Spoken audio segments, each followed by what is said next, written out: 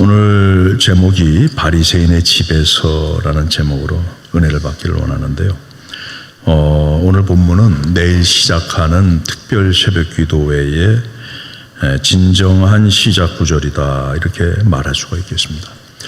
우리가 세 가지로 우리가 은혜를 받기를 원하는데, 첫 번째 대지 바리새인의 집에서, 누가복음 15장 1절에 보면은 이렇게 말씀합니다. 모든 세리와 죄인들이 말씀을 들으러 가까이 나오니, 이렇게 시작을 하고 있죠. 예수님은 어디에 계시는가? 우리가 다음 2절, 15장 2절에 보면은 또 이런 말씀이 있어요. 바리새인과 서기관들이 수군거려 이르되 이 사람이 죄인을 영접하고 음식을 같이 먹는다 하더라. 그러니까 바리새인과 서기관이 먼저 있었을 것이고, 먼저 있었고, 지금 세리와 죄인들이 가까이 나오고 있는 상황이다. 근데 이 말씀의 시작은, 물론 이 말씀은 정확하게 어디 장소인지는 나오지는 않지만은, 거리인지 어딘지 모르면 그 시작점이 오늘 본문 14장 1절에 나와 있는, 안식일에 예수께서 한 바리새인의 집에 떡 잡수시러 들어가시니 그들이 엿보고 있더라. 거기서 지금 시작이 되고 있어요. 거기서 바리새인과 서기관들이, 그 바리새인 지도자, 그러니까 바리새인들의 근거지죠. 그 근거지에서 모여서 예수님과 대화를 나누고 있을 때, 세리와 죄인들은 그 집 주위에 아마 있었겠죠. 그러다가 이제 예수님이 나오시니까 많이들 소문 듣고 또 찾아온 사람들이 아마 많이 있지 않았겠나, 우리는 이렇게 생각할 수 있어요. 그러니까 예수님 앞에는 지금 두 부류의 사람이 있습니다. 한 부류의 사람은 죄인으로 불리워지는 바로 세리와 죄인들, 그리고 한 부류는 의인으로, 자칭 의인으로 불리워지는 바리새인과 서기관들, 이런 두 부류의 사람이 있어요. 근데 특별히 이 죄인, 세리와 죄인들이다. 이 죄인들이라는 것은 단순히 죄를 졌다라는 그런 사람을 말하는 것이 아니라, 그 예수님 당시에 사회적인 한 그룹, 한 계층을 의미하는 것이다. 저는 이렇게 이해하는 게 좋습니다. 그러니까 사회적인 한 그룹이, 죄인으로 불리워지는 그룹이 있었다. 우리가 누가복음 7장 39절에 보니까 예수를 정한 바리새인이 그것을 보고 마음에 이르되 이 사람이 만일 선지자라면 자기를 만지는 여자가 누구며 어떠한 자 곧 죄인인 줄을 알았을 것이다. 물론 이 이스라엘은 신정일치, 정종일치의 사회이기 때문에 법이, 하나님의 구약 율법이 바로 하나님의 법입니다. 성경이 하나님의 법인데, 그러니까 율법을 어기면 죄인이 되는데, 그런데 이 당시의 사회적인 이 계층들, 죄인이라고 불리는 계층들은 많은 율법이 아니라 사실 특정한 율법을 어긴 사람들이 거의 다였다. 어떤 율법이냐? 바로 안식일을 지켜라. 이 율법을 어긴 사람들이 거의 다였다. 이 안식일이라는 것은 유대인들이 지키는 것이고, 사실 이방인들은 안식일을 지키지 않잖아요. 당시 이스라엘은 로마라는 제국이 이스라엘을 통치하고 있었단 말이에요. 그러니까 그 통치하는 이방인들 밑에서 일하는 공직자들이 많이 있었다. 유대인 중에 이 사람들은 안식일에도 일을 해야 되죠. 그러니까 안식일을 범하는 사람들은 다 죄인인 것입니다. 이 당시에는 빵 하나 먹기도 참 어려운 시대, 밥 한 끼도 참 먹기가 어려운 시대. 그래서 예수님 쫓아다니는 사람 중에 빵 먹으려고 쫓아다니는 사람들도 많이 있었다. 빵 먹으려고. 예수님이 오병이어로 막 5,000명을 먹이는 기적을 보여주시니까 빵 먹으려고 굶주린 시대, 아주 가난한 시대, 우리나라 6.25 끝난 그 시대, 조선시대 말기의 시대, 그런 시대 같았단 말이죠. 그러니까 이 사람들은 안식일 날에도 일하지 않으면은 식구가 굶어요, 배고파요. 그러니까 안식에 일할 수밖에 없어. 그날 먹고 그날 살아. 돈을 모아놓을 수가 없어요. 안식일을 토요일 날, 금요일 날 일해서 토요일 거를 먹일 수가 없어요. 이런 사람들을 죄인이라 이렇게 불렀단 말이에요. 그러니까 이 바리새인들은 안식일을 어기는 것을 굉장히 싫어했어요. 그래서 안식일을 어기는 사람들을 그룹을 져가지고 죄인들이라는 그런 계층으로 이들을 불렀다는 것이죠. 그 계층을 넘나드는 사람이 누구냐? 바로 예수님이라는 거예요. 예수님은 병자를 고쳐도 왜 주일날만 안식일에만 되면은 병자를 고치냔 말이야. 안식일만 되면은. 그러니까 바리새인들이 어떻게 하면 저 예수 안식일을 범하는 저 예수를 어떻게 하면 저거를 갖다가 잡아가지고 후려칠 수 있을까 말이야. 그래서 오늘도 이 바리새인의 지도자 집에 일부러 초대를 해가지고 오늘 14장 2절에 보니까 주의 앞에 누가 있어요? 누가 있어요? 수종병 든 사람이 한 명이 있더란 말이에요.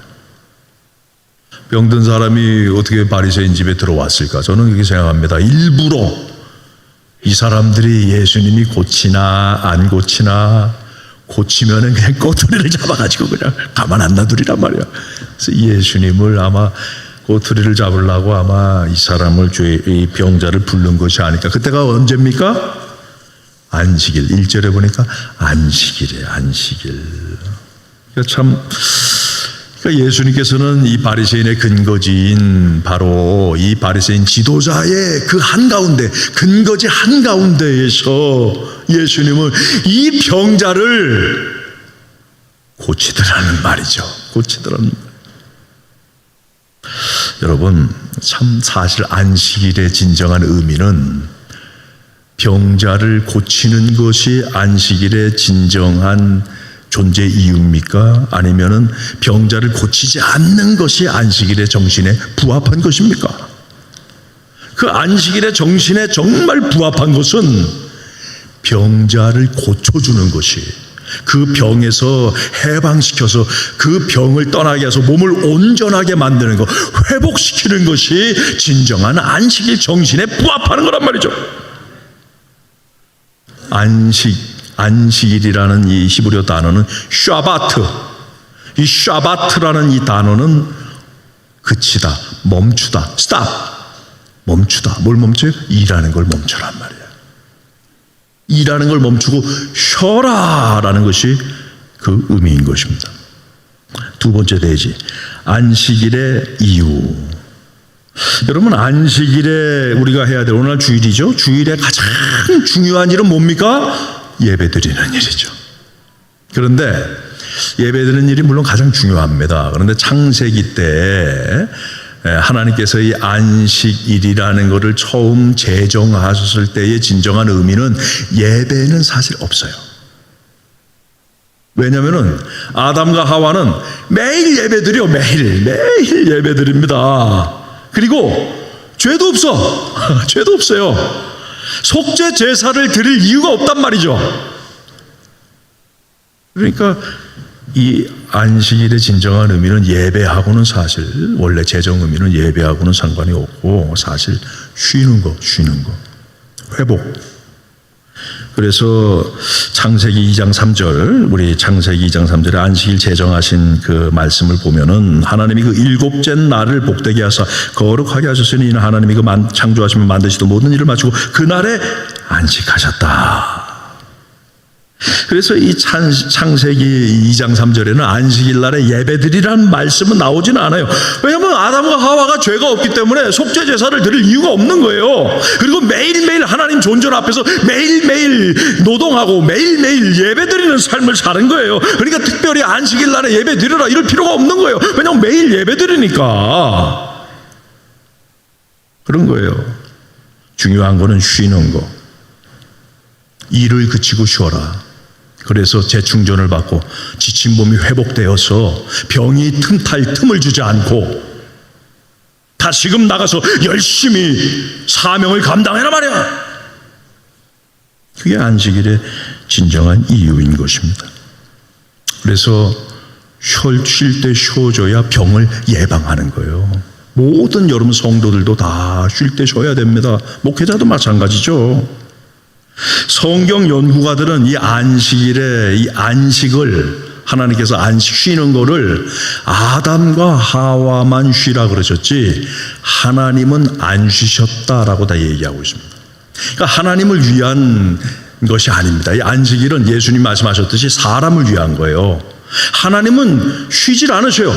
하나님은 지금도 일하십니다. 하나님은 1분 1초도 쉬지 않으십니다. 주무시지도 않으십니다. 왜냐하면 하나님이 주무시거나 일을 멈추면은요, 우주가 다 망해버려요. 이 지구가 다 망해버려요. 살 수가 없어요. 다 깨져버려요. 막 그냥 태양 광선이 와서 다 타죽고, 지진, 해일, 난리가 나는 거죠.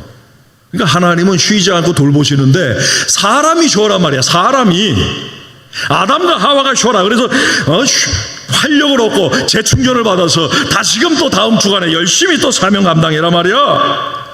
그래서 7째 날에 6일 동안 일하고 7째 날에 하나님께서 안식일에 쉬라고 하셨습니다. 심지어 사람만 쉬는 것이 아니라 나무들, 열매 맺는 곡식들, 과수원 나무들 다 그것도 쉬어야 되는데, 언제 쉬냐면은 일주일마다 쉴 수는 없는 거니까 언제 쉬냐면은 6년은 거름주고 키우고 7년째 안식년으로, 안식일이 아니라 이 식물들, 나무들 이런 것들은 안식년으로, 이 소들 안식년으로 7년째 쉬어라 말이야.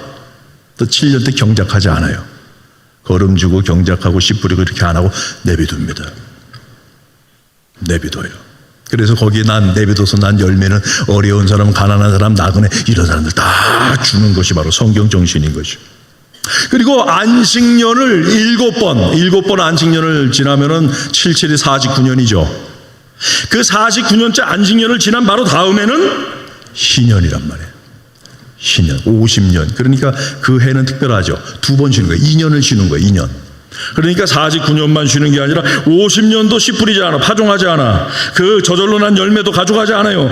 그러면 어떻게 되냐? 48년에 하나님께서 그때에 3년치 49년 먹고 살 거, 50년 먹고 살 거, 51년 씨 뿌려가지고 열매 맺을 때까지 먹고 살 거 다 하나님이 다 주실 것이다. 할렐루야. 그래서 믿음이 없으면은 못 쉽니다. 여러분, 안식년을 하는 거는 믿음이 있어야 안식년을 하는 거예요. 믿음이 없으면은 못 쉬어요. 일 중독인 사람. 내가 일 멈추면 우리 회사 망해. 내가 일 멈추면 잘려. 내가 일 쉬면 큰일 나. 쉬어야 돼. 그래서 이 50년 신년제는요, 빚도 다 원상회복, 빚도 다 돌아가 없어지게 되고, 노예였던 사람이 자유인이 되는 거예요. 그리고 담보 잡혔던 집과 땅이 다 원주인에게로 다 돌아옵니다. 온전한 회복이 이루어집니다. 이거는 상징인 거예요. 상징. 신년은 뭐냐? 예수님이 재림하실 때, 하나님 나라가 완성될 때, 죄로 인해 저주받은 이 하늘과 땅이 완전히 새롭게 돼서 새 하늘과 새 땅으로 회복되는 것을 보여주는 것이 바로 신년이라는 거예요. 그걸 상징하는 거예요. 그래서 쉼은 여러분 단순히 쉬는 게 아니라 일하기 위해 쉬는 겁니다. 회복을 위해서 쉬는 거예요. 회복해서 일해라. 그래서 교회에서 위임 목사도 6년 일하고 7년째 안식년으로 목사님 회복하고 일하십시오. 그래서 안식년을 주는 거예요. 옛날에 유럽 사회 대학들은 다 기독교 대학입니다. 이 성경 정신을 받아가지고 교수들은 안식년을 다 가져요. 교수들 안식년이 있어요. 3년 일하고, 믿지 않는 일반 대학들도 3년 일하면 4년째는 쉬어라 말이에요. 연구회로 해가지고서 4년째 다 쉬게 합니다. 그러니까 이 가르치는 것이 이렇게 힘들다는 거예요. 그래서 목사보다 더 자주 쉬어. 두 배로 쉬어. 2배로. 선교사님들도 과거에는 오지로 가고, 배 타고, 비행기 타고, 비행기도 별로 없고, 오지로 차 타고 들어가고 나오려면 너무나 힘들고 너무나 어렵고, 그래서 옛날에는 3년 일하고 4년째 안식년을 줬어요. 근데 선교사님 요새는 다 동남아도 좋아지고, 세상이 너무나 길도 잘 나고 다 먹고 살기 좋아져가지고 인터넷 시대, 월드와이드 시대가 돼버리니까 6년 일하고 목회자처럼 7년째 안식년을 줍니다.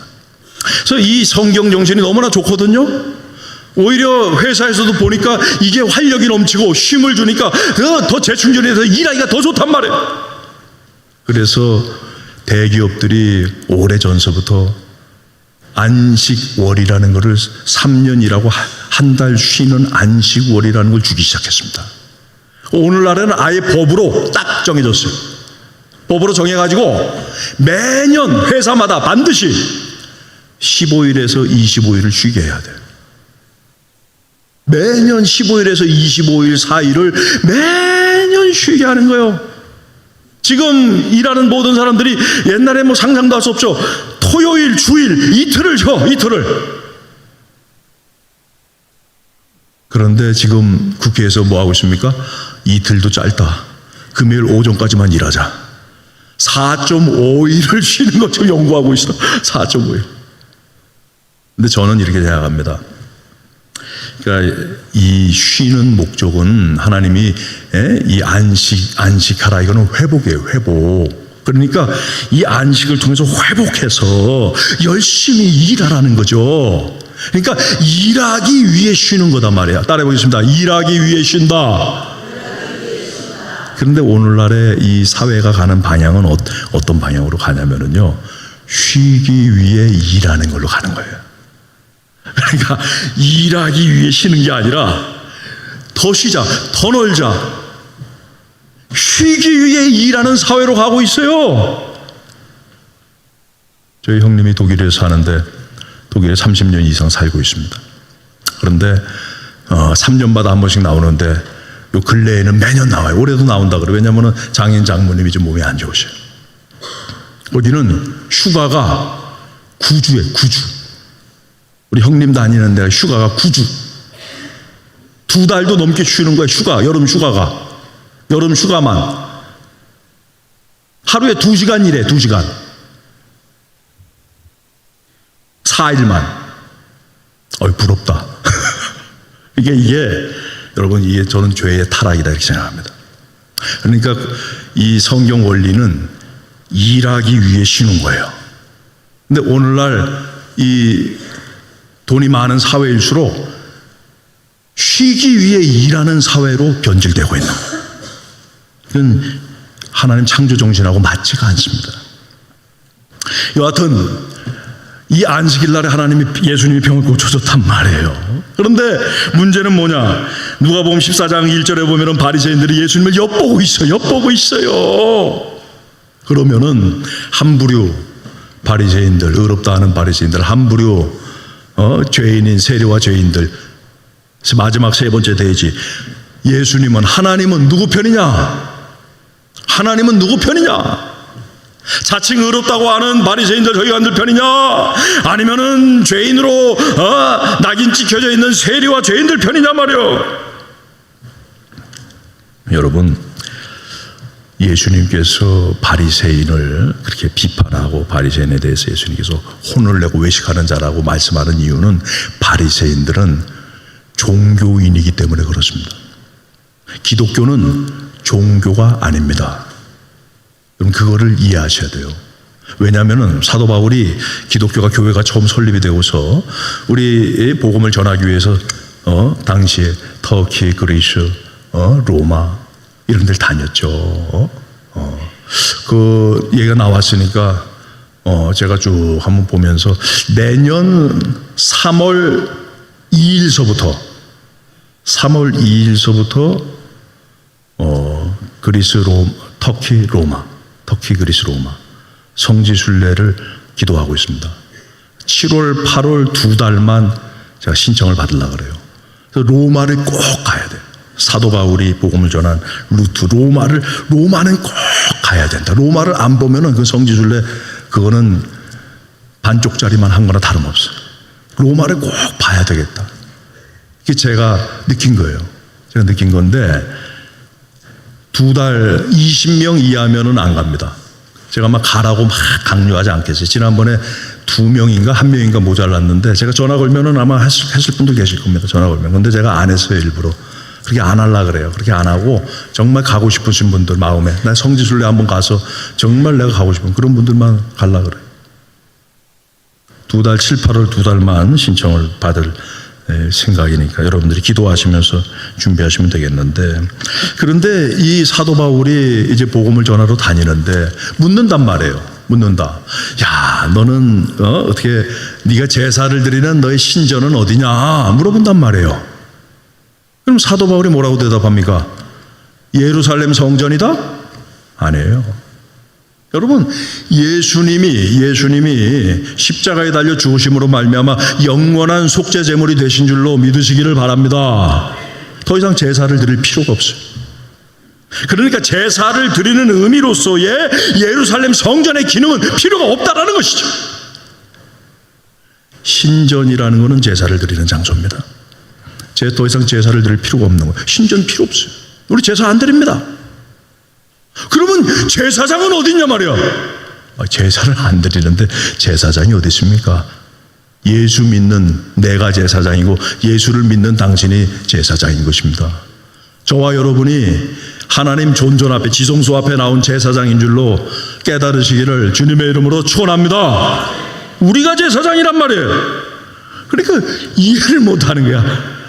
이 이방 우상 종교 믿는 사람들이, 왜냐면 제사를 드려야 되고 신전이 있어야 되고, 그 신전이 있어야 제사 드리는 거 아니겠어요? 제사장이 있어야 되고 신을 기쁘시게 해야 되는데 이런 게 하나도 없어. 그러니까 사도 바울은 뭐라 그럽니까? 무신론자라 그러는 거예요. 무신론자. 너는 무신론자다. 근데 예수님께서는요, 이 바리새인들을 싫어하는 거예요. 왜? 바리새인들은 이런 우상 종교인들 같은 종교인인 거예요. 왜냐하면 바리새인적인 종교를 만들었어. 그래서 유대교라 그러는 겁니다. 여러분, 기독교와 유대교는 다릅니다. 유대교는 여러분 기독교가 아닙니다. 유대교인 거예요. 그거는 종교예요. 그러나 기독교는 종교가 아닙니다. 일반 불교나 이슬람교나 똑같은 종교가 유대교예요. 그럼 바리새적인 종교입니다. 잘못된 제사관, 잘못된 성전관, 잘못된 율법관, 율법주의라 그래요. 율법을 이데올로기로 만든 거, 율법주의라 그러는 거예요. 그러면은 너의 성전은 어디냐? 하나님은 어디 계시냐? 내 마음에 계십니다. 그래서 우리 몸이 하나님의 성전인 것입니다. 그래서 성도들이 다 모여서 퀴리아케 헬라어, 이게 처치, 영어 처치의 원어입니다. 원어로 보고 있어요. 저도 맞다고 생각합니다. 퀴리아케, 주님의 것들이 다 모여서, 한 자리에 모여서, 성전들이 다 모여서 하나님께 함께 예배드리는, 바로 이것이 교회, 모일회 다 모여서 하나님께 우리가 오늘 예배드리는 줄로 깨달으시기를 주님의 이름으로 축원합니다. 그러니까 예수님은 이 바리새적 종교관을 예수님은 비판하는 거예요. 너희들 잘못됐단 말이야. 너희들 성전관이 잘못됐다. 너희들 모든 것이 율법관이 잘못됐단 말이야. 그리고 이들을 예수님이 비판하고 예수님이 잘못됐다 그러고 회개하라 그러니까 누가 좋아해요? 이 바리새인적인 종교에 있어서 죄인이라고 낙인 찍혀진 이 사회적인 계층들, 그룹들이 예수님을 너무나 좋아하는 거예요. 나는 이 유대교에서 나는 종교 생활하는 게 너무나 괴롭고 고달프고 힘들고, 나는 여기서 죄인밖에 될 수가 없는 것인데 예수님이 너무나 좋은 거예요. 예수님이 좋은 걸 어떡합니까? 예수님께 어떻게 됩니까? 누가복음 15장 1절에 보니까 모든 세리와 죄인들이 말씀을 들으러 예수께 가까이, 더 가까이, 더 가까이, 더 가까이, 또 가까이, 더 가까이 나오게 되는 것이, 한없이 가까이 나오게 되는 것입니다. 그러면은 이 세리와 죄인들은 누구냐?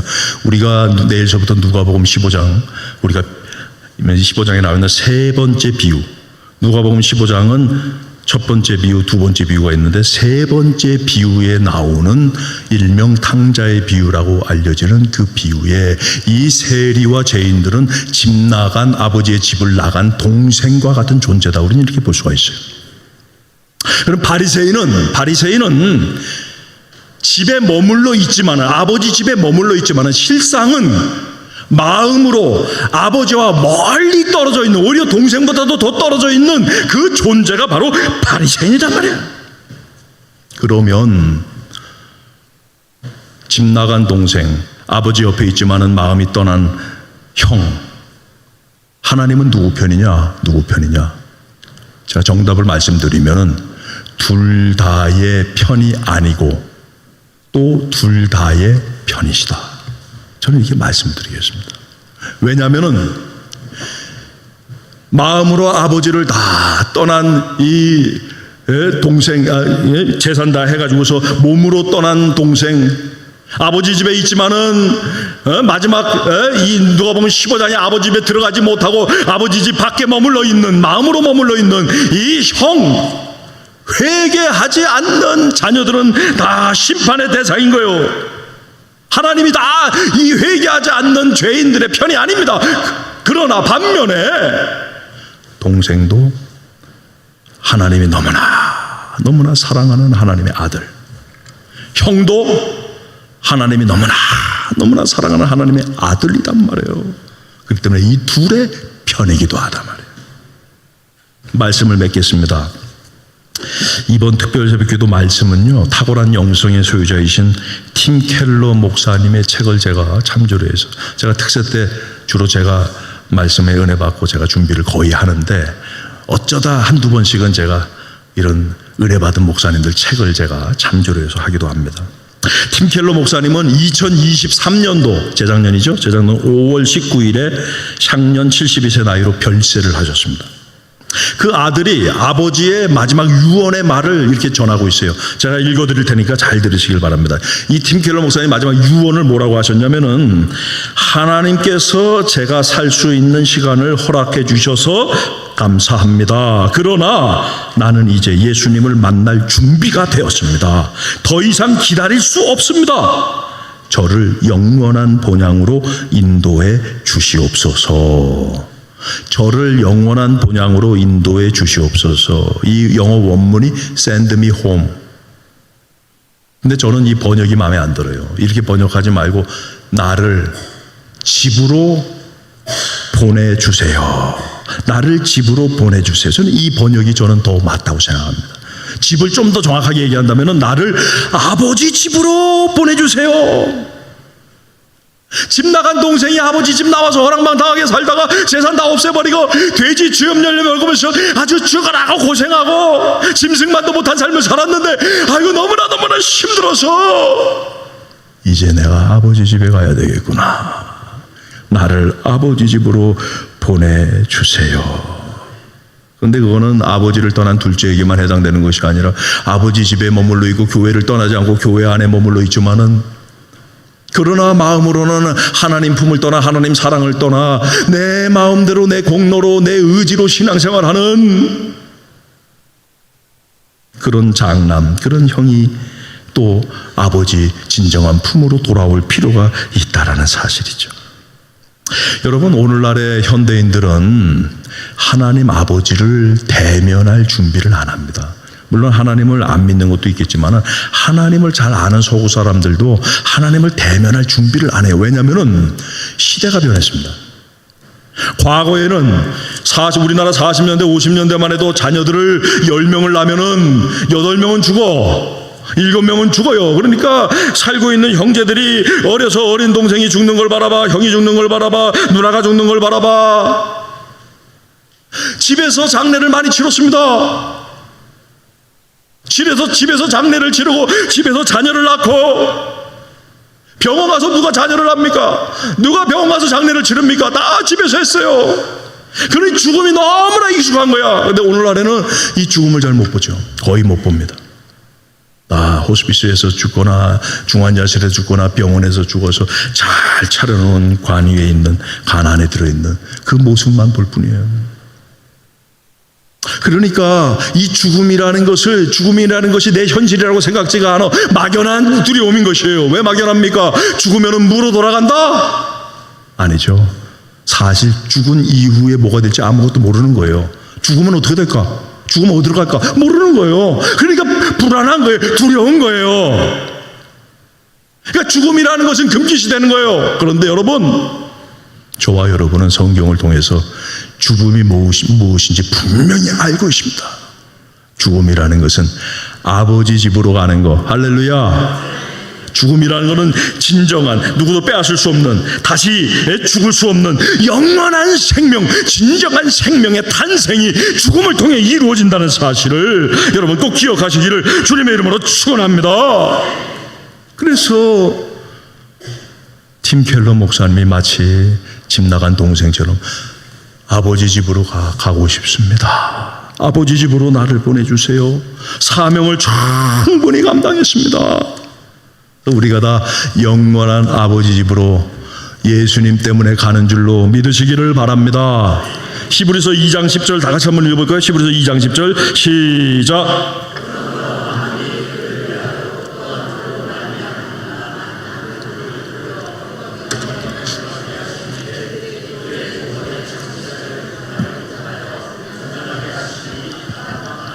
할렐루야. 제가 다시 번역을 좀 해드리면은 만물이 그를 위하고 하나님을 위하고 만물이 하나님으로 말미암은 만물을 다 만물이 하나님을 위하고 하나님으로부터 나왔단 말이에요. 그 만물의 창조자인 이가 많은 아들들을 이끌고 영광에 들어가시는 일에 그들의 구원의 창시자를, 구원의 창시 누굽니까? 예수 그리스도. 예수 그리스도를 고난을 통해서 온전하게 하심이 합당하도다. 그래서 하나님이 구원의 이니시어티브, 주도권을 가지고 하나님이 이끌어 가신다는 거예요. 이끌어 가시고 예수님이 구원의 창시자다. 팀 켈러 목사님은 이 구원의 창시자, 이 창시자를 어떻게 해석을 하냐면은 헬라어에 보면은 이 헬라어 원어로 아르케고스라는 단어, 아르케고스. 이거는 아르코, 원어 아르코, 시작하다. 여기서 알케가 나오죠. 알케, 형상이라는 알케. 이거는 헬라 철학자들은 만물의 시작 근원을 의미하는 단어이기도 하고, 이 뜻에는 또 뭐가 있냐면은 승리자, 챔피언이라는 뜻이 챔피언. 챔피언이라는 뜻을 영어 사전을 찾아보면 이렇게 나와 있어요. 집단을 대신해서 싸우는 전사나 대변자. 이게 챔피언이라, 챔피언. 집단을 대신해서 싸우는 전사를 챔피언이라는 게. 그러니까 이 챔피언은 대표 선수를 의미하는 거예요. 그러니까 이 팀 켈러 목사님은 구원의 창시자, 예수님을 구원의 대표 선수단 말이에요. 대표 주자다. 우리 모든 성도들의 대표 주자단 말이에요. 예수를 믿는 모든 사람들의 대표 주자다. 여러분, 다윗과 골리앗이 둘이 싸우잖아요. 그런데 둘만의 싸움이 아니잖아요. 다윗은 이스라엘 진영을 대표하죠. 골리앗은 블레셋 진영을 대표합니다. 그러면 다윗이 이기면은 이스라엘 진영에서는 손가락 하나 까딱 안 하고 있었지만은 다윗이 이김을 통해서 이스라엘 진영이 승리를 한 거예요. 골리앗이 이기면은 손가락 까딱 안 했지만 블레셋이 승리를 하는 거예요. 예수님이 그와 같이 대표주자로서 우리는 손가락 하나 까딱 안 했지만은 예수님이 싸워서 승리한 그 승리를 우리가 누리게 되는 것이단 말이에요. 뭐가 싸워서 이기셨습니까? 죄와 마귀와 사망과 싸워서 예수님이 챔피언 승리하신 줄로 믿으시기를 바랍니다. 그래서 우리는 손가락 하나 까딱 안 하고 우리는 죄와 마귀와 사망에게 우리는 승리자가 되어서 우리는 그것이 우리를 더 이상 지배하지 못한다는 것이죠. 히브리서 2장 14절 15절에 이어서 이렇게 말씀하는 거예요. 자녀들은 혈과육에 속하였으며 그도 또한 같은 모양으로 혈과육에 함께 지니심은 대표주자며 인간의 대표주자, 죽음을 통해서 죽음의 세력을 잡은 자 마귀를 멸하시며 또 죽기를 무서워하는 한평생 매어 종로다는 모든 자, 모든 예수 믿는 성도들을 다 놓아주려 하는 대표주자가 되셨단 말이죠. 여러분, 죽음은 모든 사람이 피해갈 수 없는 죄의 결과입니다. 그러나 예수님이 죄와 마귀와 사망에 승리하심으로 말미암아 예수님을 믿는 우리들은 예수님 덕분에, 대표주자 예수님 덕분에 손가락 하나 까딱 안 하고 다만 예수님을 믿음으로, 다만 우리가 하나님께 회개함으로 죽음이 더 이상 저주가 되지 않고 죽음은 영원한 생명, 아버지 집으로 들어가는 축복의 관문이라는 사실을 깨달으시기를 주님의 이름으로 축복합니다. 아버지 집으로 가는 거. 오늘 우리가 찬송 불렀잖아요. 나 주를 멀리 떠났다 이제 옵니다. 나 이제 왔으니 내 집을 찾아. 아버지 집으로 가는 거예요. 근데 여러분, 아버지 집으로 가는 거는요, 우리가 영원한 천국에 가는 것도 있지만은 교회를 오는 것도 아버지 집으로 가는 거라고 성경은, 우리 선배들은 말씀해주고 있다라는 것이죠. 영원히 죽어서만 우리가 저 아버지 집에서 은총과 축복을 누리며 사는 것이 아니라, 물론 그건 궁극적인 것이 궁극적. 이 땅에서도 이 교회, 아버지 집인 교회에 와서 나 이제 왔으니 아버지 집을 찾아. 그래서 우리가 이 속에서도, 이 땅에서도 하나님의 은총과 축복을 누리며 살 수 있는 존재가 된 줄로 깨달으시기를 주님의 이름으로 축원합니다. 이것은 이 아버지께로 오는 회개는, 이거는 집 떠난 동생만 필요한 것이 아니라 아버지 품에 같이 교회 안에 있지만은 실제적으로 마음으로 아버지를 더 멀리 떠난 그 형에게도 필요한 것이라는 거예요. 그래서 누가복음 15장 18절에 내가 일어나 아버지께로, 형이든 동생이든 아버지께로 가서 이르기를 아버지, 내가 하늘과 아버지께 죄를 지었습니다. 여러분, 이번 특세를 통해서 내가 누구인지를 한번 여러분 살펴보기를 원합니다. 나는 교회를 떠난 동생이냐, 아니면 교회에 머물러 있지만은 마음으로 하나님을 떠난 형이냐. 여러분의 정체성을 잘 알아서, 내가 누구든 동생이든 형이든 그건 중요하잖아요. 누구든 회개하면, 아버지 집으로 돌아오면은 다 아버지의 은혜를 받는 줄로 깨달으시기를 주님의 이름으로 축원합니다. 이번 특세 때는 제가 여러분들한테 요거 한마디 권면드리겠습니다. 이번 특세 때는 내가 열심히 나와서, 내가 하루도 안 빠지고 열심히 나와서 내 노력으로 내가 열심히 해가지고 비가 와도 나오고 눈이 와도 나와서, 내가 어제 저녁에 새벽 1시에 자더라도 나와서 내가 꼭 기도 응답을 받으리라, 이런 노력이 아니라, 노력, 물론 그 노력이 중요합니다. 그러나 그 노력 때문에 내가 응답받는 것이 아니라, 내가 나오는 것이 자비가 한이 없으신, 은혜가 한이 없으신 그 하나님의 사랑을 내가 붙잡기 위해서, 이 세상에서 내가 추구하는 그런 것들이 아니라 하나님의 그 사랑, 나를 나되게 만들고 나에게 은혜를 주시는 그 하나님의 사랑을 붙잡기 위해서 하루도 안 빠지고 나올 수 있는 은혜가 있기를 주님의 이름으로 축원합니다. 그래서 여러분들이 아버지 집에 다 나와서 그 사랑을 사모하며 나와서 응답의 잔치가 벌어지는데, 형은 들어오지 못합니다. 형은 들어오지 못하고 있어요. 동생은 들어왔어요. 우리 모두가 다, 여러분 식구들이 다 은혜의 잔치, 응답의 잔치에 다 동참할 수 있는 그런 축복이 있기를 예수님 이름으로 축복합니다. 축복합니다. 축복합니다. 우리 30초만